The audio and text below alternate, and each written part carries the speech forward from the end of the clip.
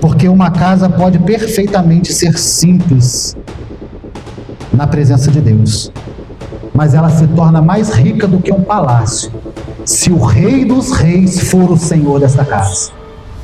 Você vive um tempo, meu irmão, minha irmã, em que o mundo quer te entristecer o tempo todo, e vou te falar uma verdade. O mundo aí fora consegue muitas vezes apresentar-nos dificuldades que fazem com que a gente pareça nada. A gente é atropelado muitas vezes por um rolo compressor da vida, mas quando temos o Senhor do nosso lado, nós sabemos que ainda que as adversidades apareçam, ainda que o vale da sombra da morte se apresente, nas mãos do Senhor nós estamos seguros. Se você gosta da fiel exposição da Palavra de Deus, versículo por versículo, inscreva-se no canal e ative o sininho. Josué, capítulo 24, os versículos 24 e versículos 14 e 15, Josué 24, 14 e 15 é um texto bastante conhecido e muito até recitado por nós, a respeito de família, dessa unidade que começa, a gente chama de família célula-mãe da sociedade que a gente vive.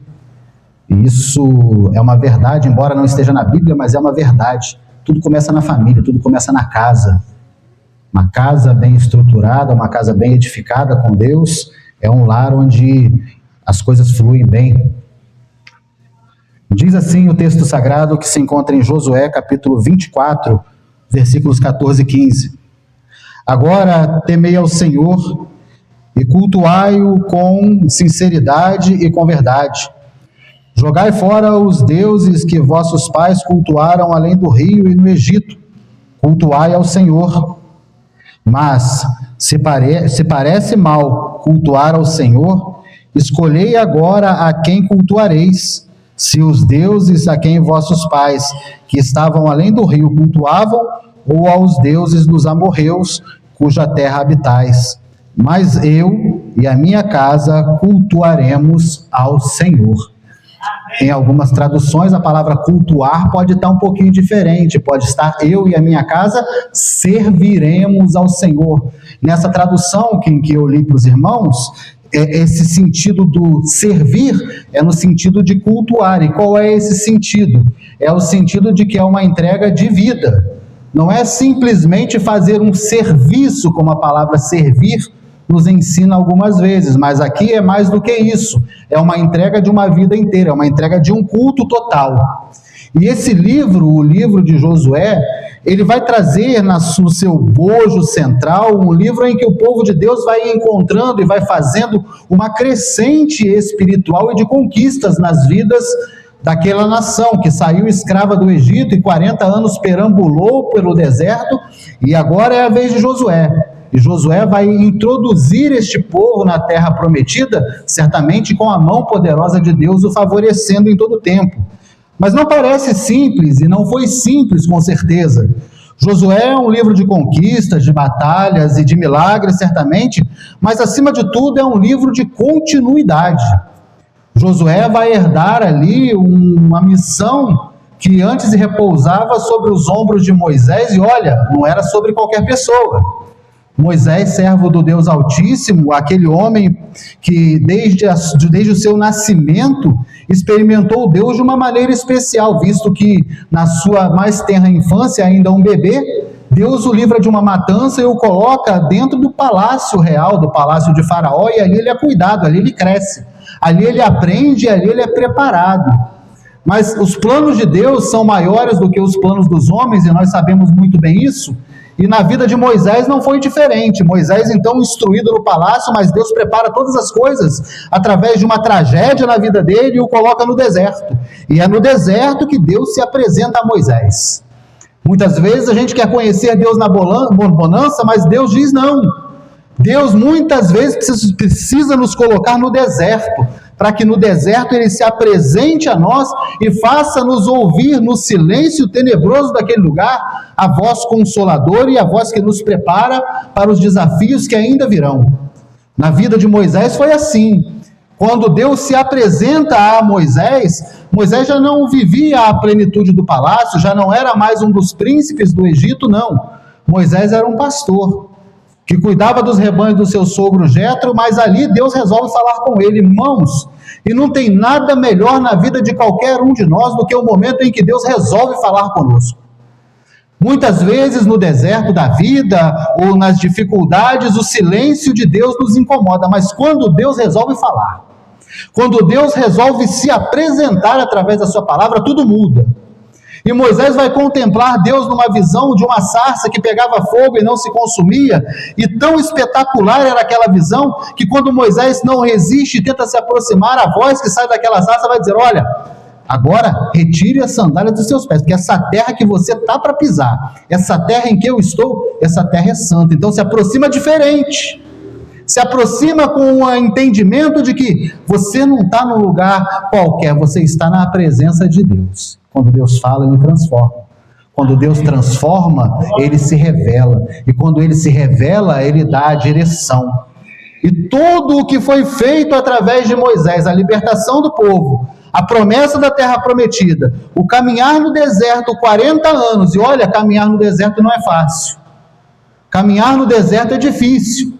Tirar um povo da escravidão com poder manifestado por Deus, através das pragas do Egito, transportar esse povo através do deserto, ver o mar se abrir, ver quando o povo teve frio, Deus colocar coluna de fogo, ver quando o sol escaldante tentava fazer a caminhada ficar difícil, Deus colocar a nuvem para proteger o seu povo e guiá-lo através do deserto.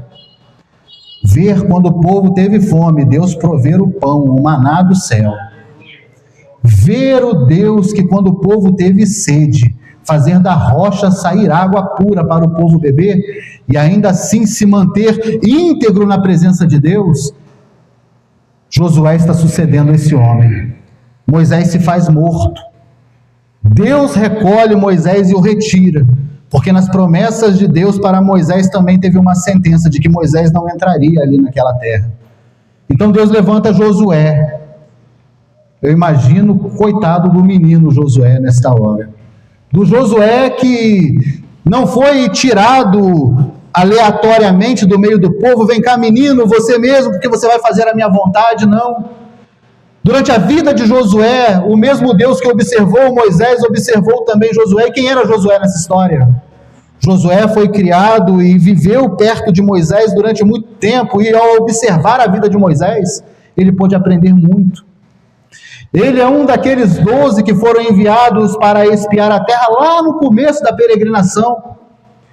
E 10 daqueles homens voltam com um diagnóstico maravilhoso da terra, dizendo: olha, a terra é boa.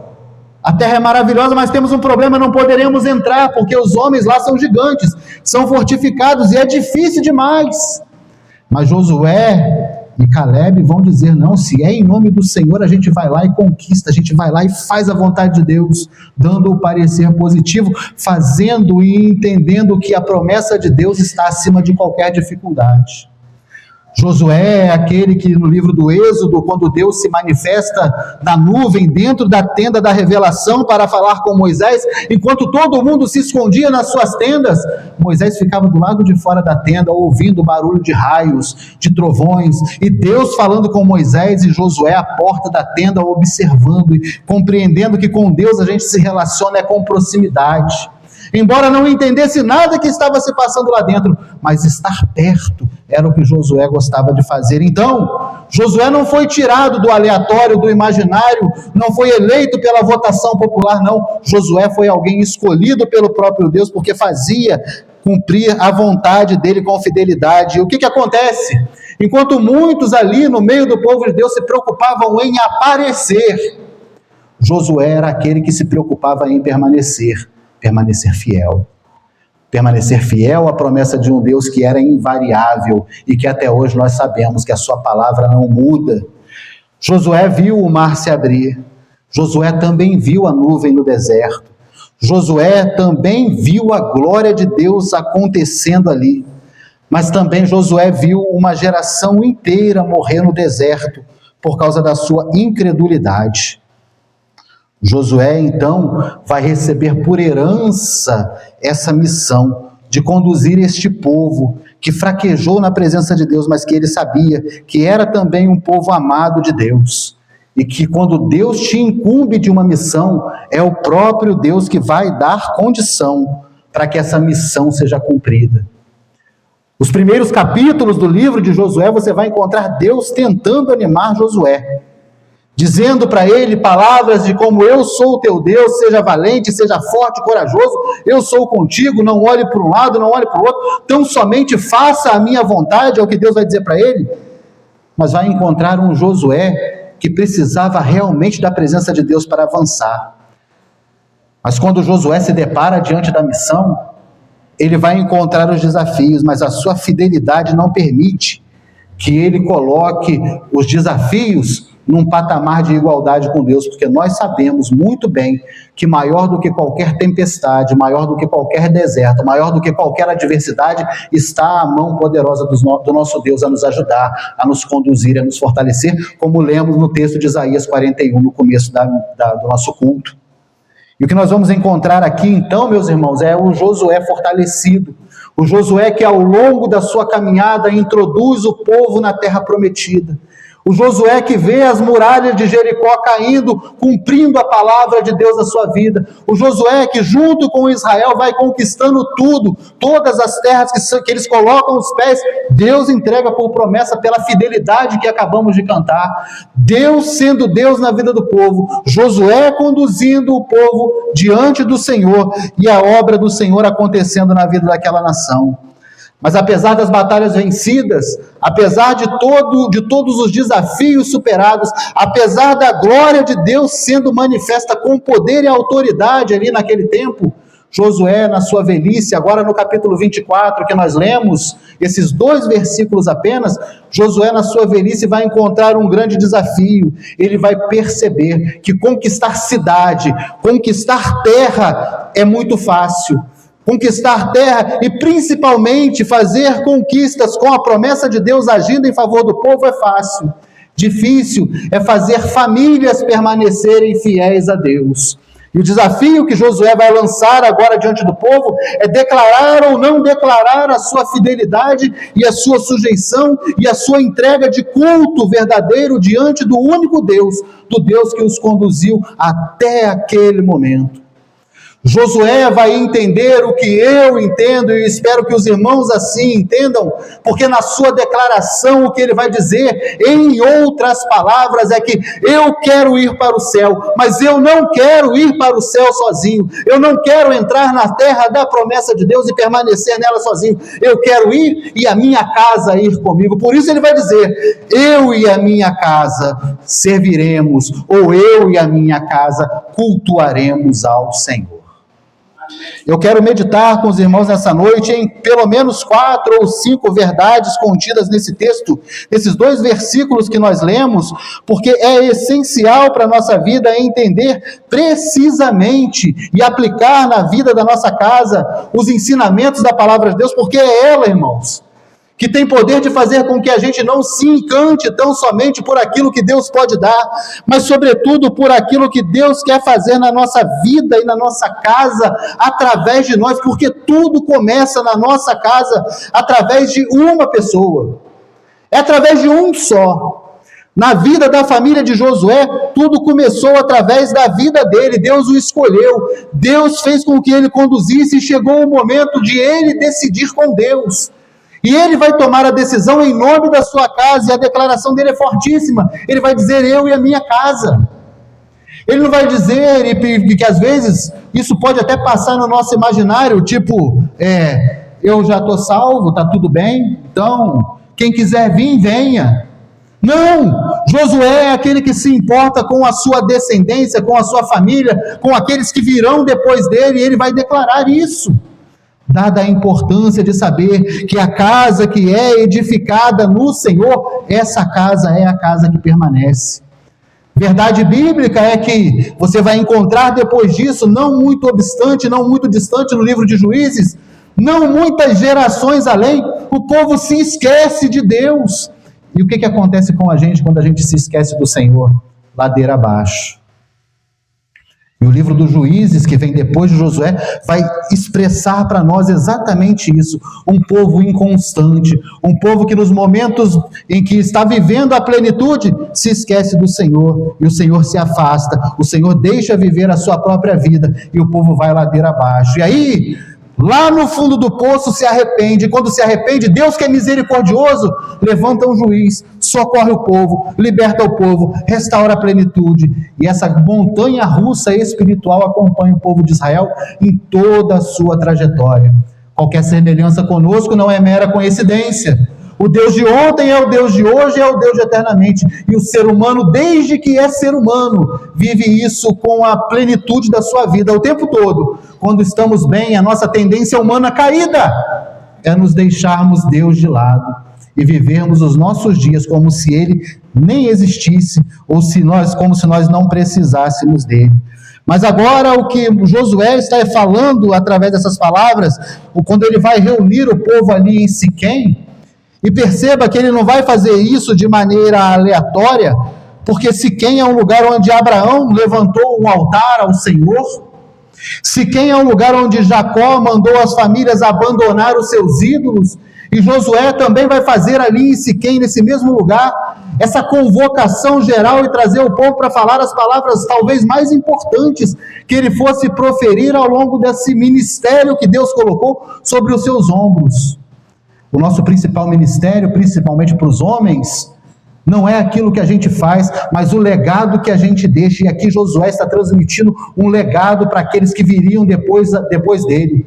Não só os da sua casa, mas para toda a nação. Josué vai deixar uma palavra. E qual é essa palavra? Olha, tem muitos deuses por aí. E eu tenho percebido, entre outras palavras, na percepção que eu tenho do texto, é Josué dizendo: vocês farão as suas escolhas.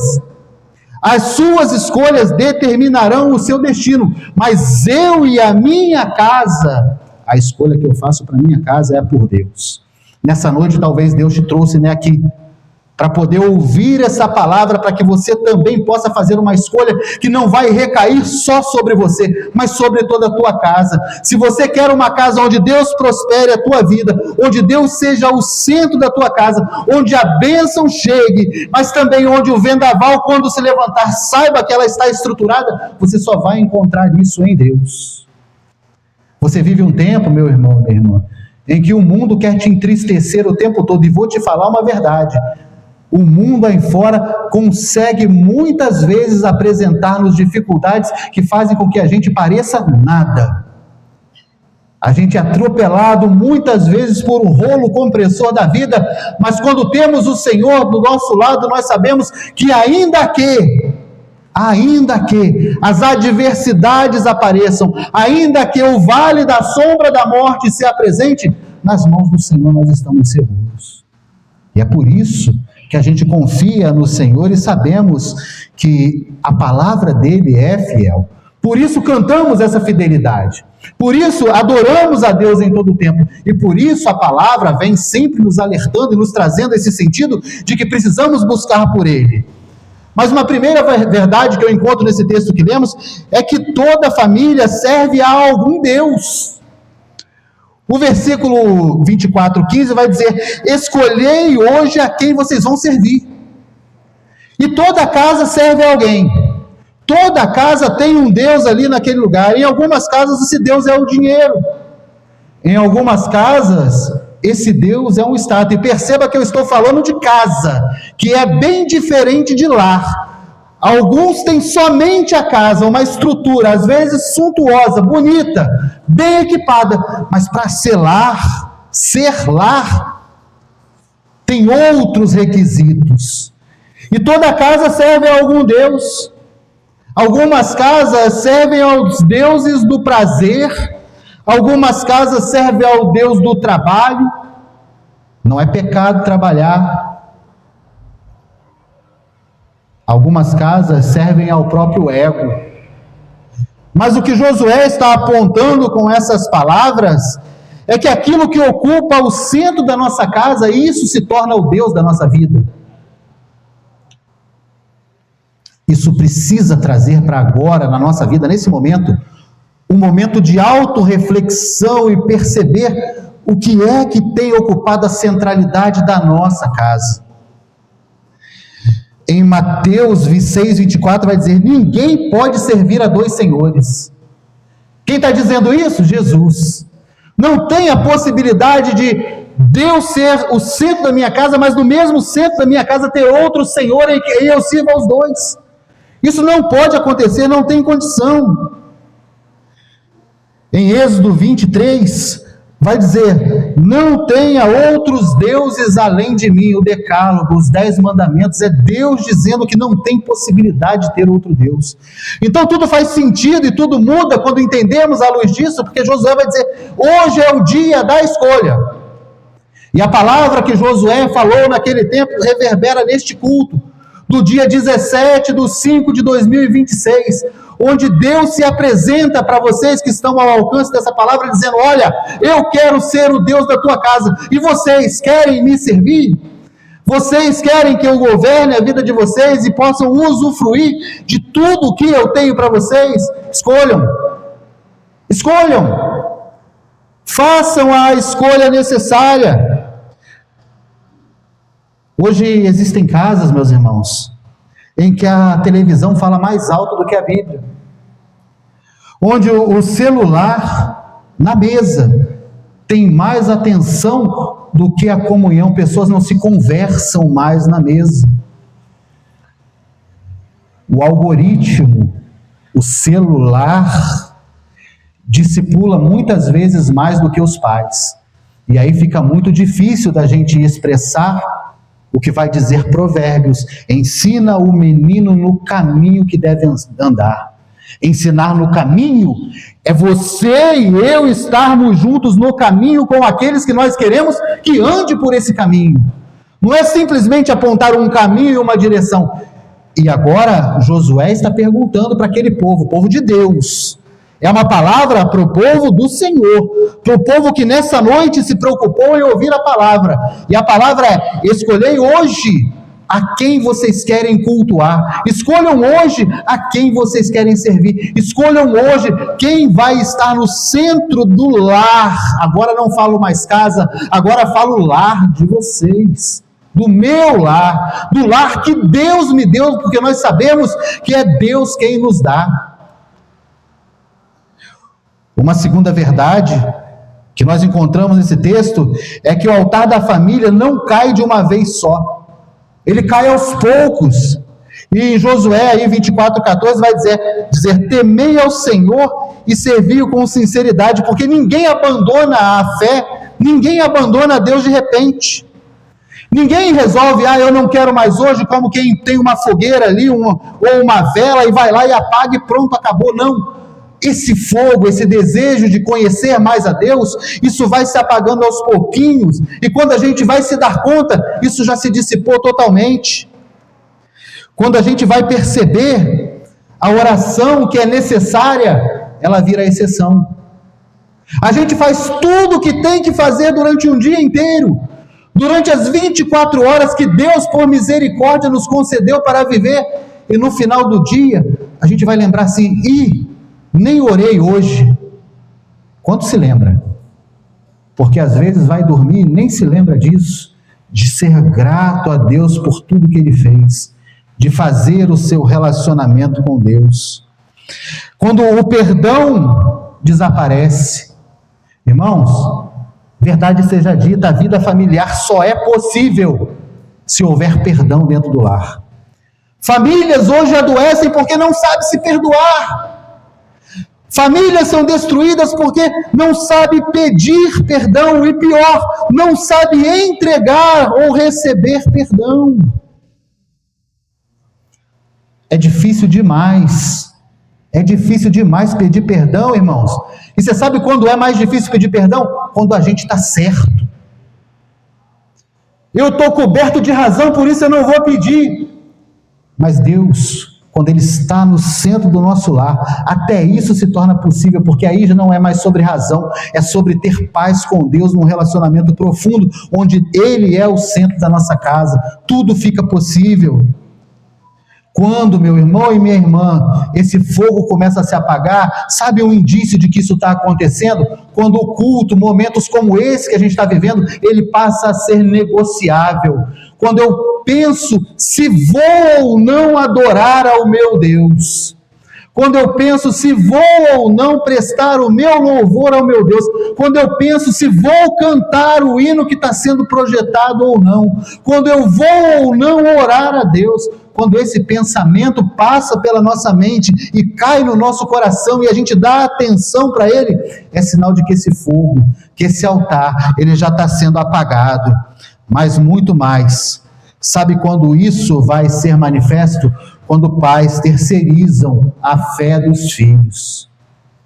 Quando o valor essencial de transmitir a fé para os nossos filhos passa a ser negociável. Isso jamais vai ser possível. E você sabe o que vai acontecer? Uma geração que não vê os pais buscando a Deus. Uma geração que não conhece a Deus como Deus, não vai adorar esse Deus de jeito nenhum, vai achar que Deus é supérfluo, vai achar que Deus é aquele que só está ali para fazer as nossas vontades e não vai conhecê-lo como Senhor. Deus é maravilhoso, Deus é poderoso, Ele é misericordioso, cheio de bondade, mas um lugar que Ele não abre mão de ocupar na nossa vida é o lugar de Senhor. Você vai se lembrar que Paulo, quando é liberto daquela prisão, as suas correntes são quebradas, e ele é liberto junto com Silas, e o carcereiro desesperado vai tentar se matar, porque os prisioneiros foram libertos, e Paulo vai dizer, olha, ficamos aqui, o carcereiro maravilhado por aquilo que aconteceu, ele vai perguntar, o que eu faço para eu ser salvo? Não, ele vai perguntar, o que é que eu faço para acontecer salvação? E o Paulo, o apóstolo, vai responder para ele, olha, tão somente crê no Senhor Jesus. E Paulo vai dizer, você vai ser salvo? Não, ele vai dizer, será salvo você, porque lembra, eu disse, a salvação começa em uma pessoa, você e a sua casa serão salvos, salvação que é extensiva, porque Deus alcança a todos aqueles que estão sobre essa direção. Meus irmãos, uma terceira verdade desse texto, Josué entendeu que a batalha da casa não é uma batalha como tantas outras que ele já havia enfrentado. Josué vai entender que a batalha da casa é uma batalha espiritual. E a gente está cansado de saber isso. E se você não sabe, eu vou te dizer mais uma vez. Assim como o apóstolo Paulo disse lá em Efésios, a nossa luta não é contra a carne, nem contra o sangue. Existem hostes espirituais da maldade nas regiões celestiais, que pelejam contra a igreja, que pelejam contra a tua vida, que pelejam contra a tua família o tempo todo. E você só vai conseguir vencê-las se você estiver revestido da armadura de Deus. Josué, lá naquele tempo, já entendeu isso. O apóstolo Paulo, para a igreja de Éfeso, fala a mesma coisa. E hoje essa palavra está sendo falada aqui, para a primeira igreja batista do Açude. Para vocês que nos visitam, tem jeito de vencer, mas só tem jeito de vencer se vencer do jeito certo. E o jeito certo é estando revestido do Senhor. Não adianta querer lutar com a força do nosso braço. Deus vai nos dizer, não é por força, não é por violência, e às vezes a gente ora, Senhor, mas a minha família não se converte, Senhor, o que eu faço mais? Irmão, não é por força, não é por violência, é com o joelho dobrado, pedindo ao Senhor que quebre tudo aquilo que impede o louvor, que impede que o Senhor faça uma grande obra, porque o Senhor é o Deus que pode fazer toda a obra. O coração do homem, meu irmão, o coração do homem, minha irmã, só pode ser convertido através do Espírito Santo, que é quem convence o homem do pecado, da justiça e do juízo.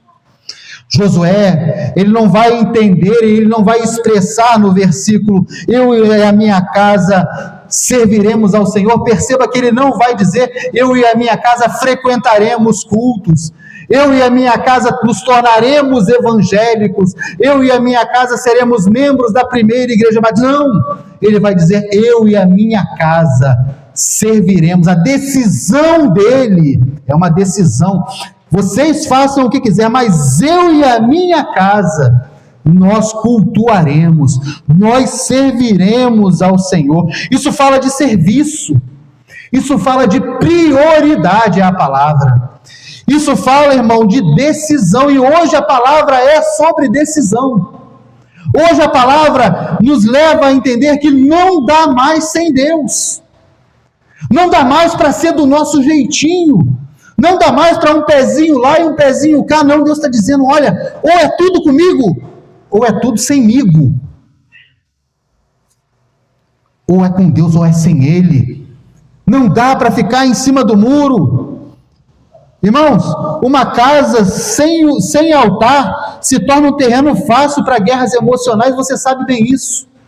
Uma casa que não tem um altar e Deus não está sobre esse altar, os conflitos se levantam ali e você não sabe nem de onde esse mar ficou revolto.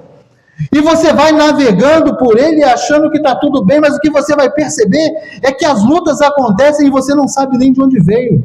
Mas pelo contrário, também é verdadeiro, porque uma casa que tem o Senhor no seu altar principal, essa casa é a casa que nós cantamos aqui, é edificada sobre a rocha. O texto de Mateus, que Jesus vai falar sobre isso, ele vai dizer que existem pessoas, gente, igual a gente, que escolhe edificar a casa sobre a areia, e existe gente que resolve edificar a casa sobre a rocha. Há os que edificam sobre a areia, que é um terreno frágil, ele vai dizer que é insensatez. E a gente sabe bem isso, né? Quem gosta de ter casa na praia, não edifica ali pertinho do mar, não, vai buscar um pouquinho distante, até encontrar chão firme. Mas ao que edifica sobre a rocha, Jesus vai chamar esse de prudente.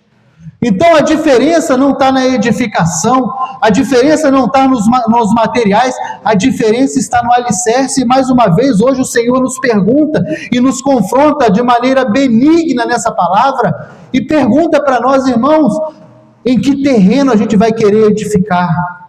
Qual é o lugar que a gente vai botar os alicerces para que a nossa casa no dia mal? Porque tenha certeza, não vou te enganar não, hein? O dia mal chega na agenda de todo mundo. E permanecer firme, como Josué permaneceu, é o desafio que a gente tem que ter hoje. Permanecer firme. Talvez a grande bênção que nós precisemos buscar no Senhor nesse tempo é a permanência. O grande dom que precisamos buscar no Senhor seja o de permanecer. Porque o dia mal ele vem. Agora, quando vier o dia mal, quando chegar o dia mal, aonde é que a gente vai estar estruturado? O que é que vai estar sustentando a gente de pé? No que é que a gente vai se apoiar? Quem é que vai nos socorrer? Quem é que vai restaurar a nossa paz? Aonde é que dobraremos o nosso joelho e colocaremos sobre ele toda a nossa ansiedade? Quando é e com quem falaremos sobre os nossos desafios, sobre a angústia do dia a dia, meu irmão? Porque essa palavra, embora ela pareça bastante espiritual, ela é uma palavra para a nossa vida prática. Porque nada mais é este momento que chamamos de culto do que uma celebração, porque o verdadeiro culto, eu já ensinei sobre isso aqui, o verdadeiro culto é aquilo que nós vamos viver na segunda-feira, na terça-feira, porque é lá que vamos precisar do Senhor na nossa vida, e o altar edificado na nossa vida é o altar que tem que permanecer de pé. Você vai se lembrar comigo que no livro do Êxodo, quando Deus vai falar para Moisés construir um altar, ora, na visão de Moisés, e eu se fosse Moisés não pensaria diferente, eu gostaria de edificar para Deus um altar com o que há de mais precioso nessa terra, e o que tem de mais precioso senão o ouro. Eu diria, Senhor, então o altar para o Senhor que o Senhor pediu para edificar tem que ser de ouro? E o Senhor responderia, não, meu filho, não tem que ser de ouro. Porque o ouro no dia do fogo e o fogo ardente derrete aquilo tudo, assim como a prata, e pronto, acabou, está tudo terminado. E eu pensaria, então, se Deus não quer um altar de ouro, eu vou edificar um altar de quê? Um altar de madeira, acácia, precioso para Deus, madeira valiosa, madeira rara, madeira do propiciatório da arca, madeira importante. E Deus vai dizer, não, Madeira o fogo também consome, e se vier as águas e essa madeira, por acaso, for afundada nessas águas, ela apodrece. Então, no coração de Moisés e no meu coração e no seu, o que precisa ficar claro é que o altar para o Senhor tem que ser como foi esclarecido para Moisés. O altar do Senhor tem que ser um altar de pedra. Porque Deus, meu irmão, na minha vida e na sua, não está preocupado com a beleza ou com o verniz que possa ter nesse altar, que é a tua vida. Não se perca na palavra altar, não, porque o altar é a tua vida. Não está preocupado com o verniz externo, não. Deus está preocupado que esse altar permaneça de pé, que a tua casa, a tua família permaneça de pé, e que o fogo que está do lado esquerdo desse altar não se apague nunca. Josué entendeu isso.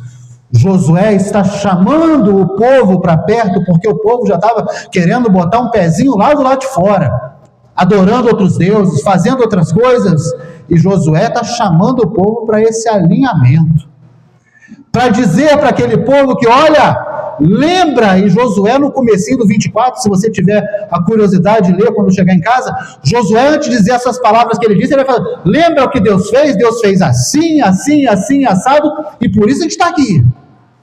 Hoje, permita-me dizer para os irmãos, com todo amor, faz aí no teu coração, na tua consciência, um exame de todas as coisas que Deus já fez por você. E Ele não está te cobrando esse boleto, não. Ele só está querendo trazer para a tua consciência tudo aquilo que Ele já fez na renovação das misericórdias diárias. Hoje você amanheceu, não amanheceu? O ar entrou nos seus pulmões e você abriu os olhos, o seu coração está batendo. E você pode ter certeza que quando chegar o dia 30 desse mês, não vai chegar um boleto celestial lá na tua casa para você pagar a conta disso, não. Isso é gratuito, isso é graça e misericórdia de Deus sobre a tua vida, porque nós somos filhos, irmãos, que não sabe o quanto custou isso para o Senhor, mas ainda assim, essa graça que se renova e nos alcança, essa graça, ela tem um preço, mas esse preço não é cobrado de nós, esse preço já foi pago por Jesus na cruz do Calvário.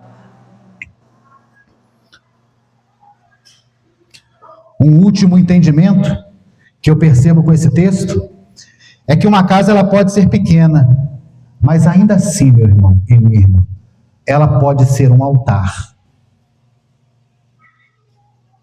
Não está na beleza, não está no tamanho, mas está na intenção de quem está dentro dessa casa. No 24 do livro de Josué, vai estar escrito assim: ao Senhor serviremos e obedeceremos a sua voz. Então o altar não depende do tamanho da casa. O altar, meu irmão e minha irmã, não depende do valor da nossa conta bancária. O altar não depende da decoração da sala. O altar depende da presença de Deus. Amém. Glória. A presença de Deus é essencial dentro da nossa casa. Sabe por quê? Porque uma casa pode perfeitamente ser simples na presença de Deus, mas ela se torna mais rica do que um palácio, se o Rei dos Reis for o Senhor desta casa. Você vai ver muitas e muitas casas por aí, cheia de um monte de coisa, mas Deus não é o centro. E o que você vai encontrar lá dentro? Corações vazios, corações que se perdem por alegrias fugazes, passageiras, efêmeras, que duram apenas um momento. Mas você que tem o Senhor como centro da sua casa, no altar principal e único dela, você sabe o que acontece? Você, quando terminar um dia como esse, você vai chegar na tua casa, você vai orar ao seu Deus, agradecendo por tudo que você viu, viveu e ouviu durante esse dia. E você vai repousar a sua cabeça no seu travesseiro. E você vai encontrar ali um negócio que vem do alto e chama-se paz que excede todo entendimento. Sabe por que excede o entendimento? Porque com o entendimento a gente não entende mesmo. Ela vai além disso. E a gente não entende, a gente só sabe que a paz está ali. E a Bíblia, a palavra de Deus, o Espírito Santo de Deus, que nos ilumina para entender isso aqui, vai falar: isso não vem do mundo, isso não vem do teu recurso, isso não vem da força do teu braço, isso vem do céu. É o céu repousando sobre o altar que você constituiu na tua casa. Isso é glória demais, isso é presença de Deus. Para a gente concluir, Josué faz uma declaração pública: eu e a minha casa serviremos ao Senhor. Ele não está falando só de religião, ele está falando de direção espiritual. E hoje, nessa noite, é você, o Josué, que está com o leme dessa nau nas mãos. É você, o Josué, que está ouvindo esta palavra, que tem que fazer uma escolha. É você, o Josué, que vai edificar tudo isso. É você, o Josué, que vai propor o início dessa caminhada com o Senhor. E talvez, em algumas casas, em algumas famílias, esse fogo já tenha se apagado. Em algumas casas, meu irmão e minha irmã, esse amor já tenha se esfriado, como se esfriou na igreja de Éfeso, igreja boa, igreja do Senhor, igreja de Deus, que conhecia Deus, que tinha muita característica boa, mas Deus vai denunciar a morte, o esfriamento desse primeiro amor, e essa é a noite da volta, essa é a noite da restauração dessa comunhão que pode ter sido perdida. Se na sua casa a oração já se silenciou faz tempo, se você der ouvido à voz do Senhor e hoje, ainda hoje, antes de sair daqui, você tenha o desejo de dizer para o Senhor: Senhor, eu quero que as palavras de oração, começa só com isso, que as palavras de oração voltem a brotar na minha casa, que eu, e você pode falar no teu coração se você quiser, que eu possa ser esse instrumento de erguer, de começar a erguer um altar ao Senhor dentro da minha casa. Meus irmãos, o inimigo quer transformar as nossas casas em um campo de batalha. Ele quer destruir o altar do Senhor na nossa casa, mas tenha certeza de uma coisa: quando o altar do Senhor volta para dentro da nossa casa, a presença de Deus volta também e restaura as nossas famílias. Aleluia. Cura aquilo que foi quebrado e age de uma maneira tão sobrenatural que a gente fica sem entender nada. E gostoso desse Deus é que ele vai além do nosso entendimento. A gente acha que ele vai agir por um caminho, mas quando você vai ver, ele já fez por uma outra forma e a gente nem entendeu. Resta para a gente dizer: obrigado, Senhor, porque o Senhor é aquele que vai além do meu imaginar. Aleluia. Deus abençoe a sua casa, Deus abençoe a sua família, Deus guarde o teu coração. Medite nessa palavra mais um pouquinho só quando chegar na tua casa. Se der vontade, medita muito, não tem problema, mas reflita no Senhor. Olha, Deus tem coisa tão maravilhosa para a nossa vida, meu irmão, minha irmã. Você saia daqui abençoado por Deus, não por mim, por Deus. E que a bênção do Senhor te acompanhe durante todos os dias da sua vida. Mas principalmente tenha o Senhor no altar principal da sua vida. E veja o agir de Deus transformando tudo ao teu redor. Vamos ficar de pé mais uma vez? Vamos orar, agradecendo a Deus.